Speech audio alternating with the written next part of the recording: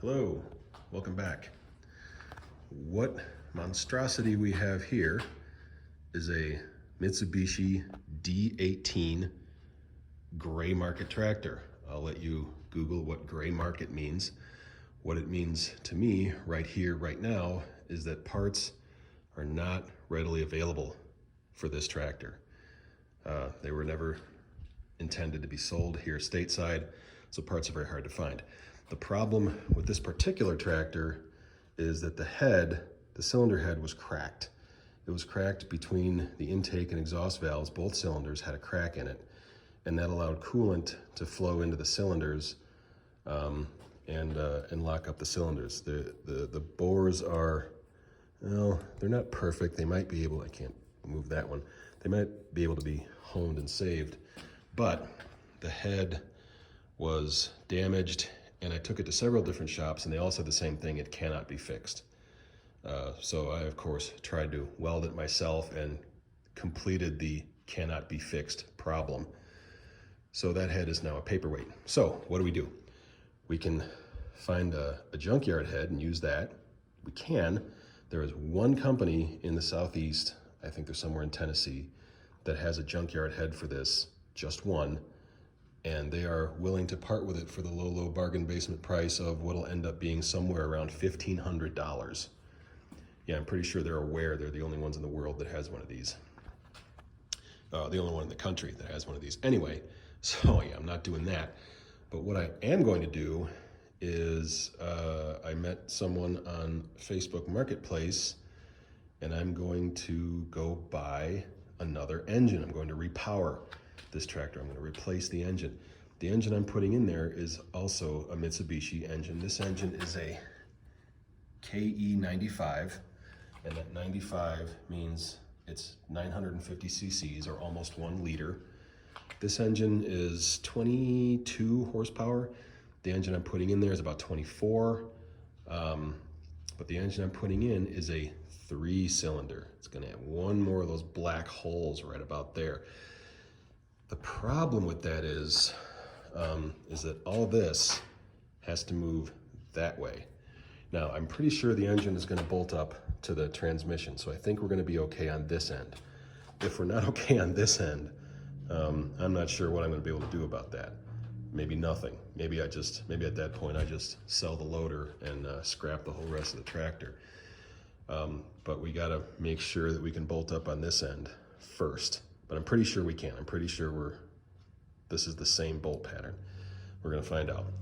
But the two big problems with this is that all of this, the radiator has to move forward a little bit, and that's not even a huge problem. That's not a big deal. I just have to modify this bracket. I may have to cut it right here and move it forward, or just simply move the radiator bracket forward and the whole radiator will come forward. That's not a big deal. Here's where things start to get a little interesting. So this is the bracket for the loader. That's where that goes, right here. And as you can see, it's bolted right here to the transmission.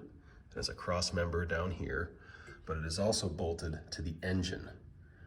The engine. Now, the new engine has drilled holes that look like they are in this position, so I may get extraordinarily lucky and be able to bolt this directly to the new engine. However, I don't think that's likely.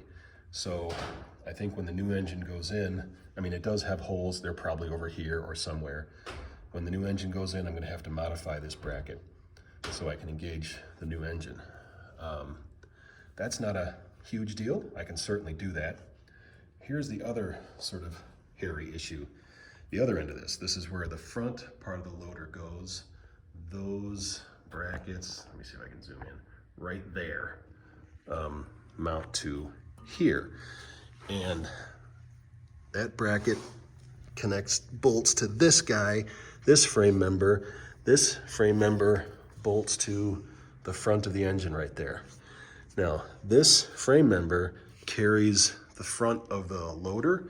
It also carries the axle. So this is going to be a little bit more challenging because the new engine, I'm pretty sure, does not have these two holes. So I'm pretty sure I'm gonna have to fabricate something else. Now what the other engine does have, see how this one has bolt holes right here? Sorry, these two bolt holes. The other engine has a few of these. And there's like here, here, here. There's a couple other mounts. So I'm thinking what I could do is just make a simple bracket for this also, and simply modify that and make that work. I just have a hard time believing that all the front load on this thing is simply carried by these two bolts and two other bolts on the other side. 4 bolts total. I think that's just crazy.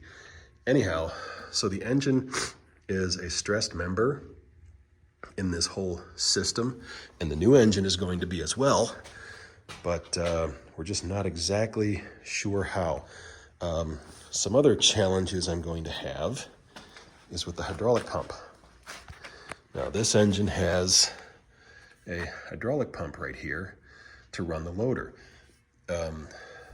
It pulls hydraulic fluid from the tank through this pipe. I'm going over here. Where is it? There. From this fitting way down here. Can you even see that? It's at the end of my finger.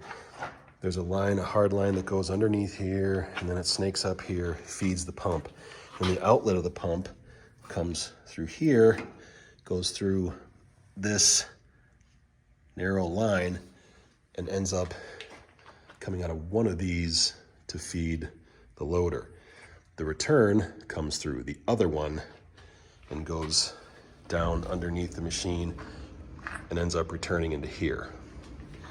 So the chances of the new engine's hydraulic pump being in the exact right position there are slim to none. So I'm pretty certain I'm gonna have to modify these lines. I'm not real worried about that. We can certainly find ways to modify that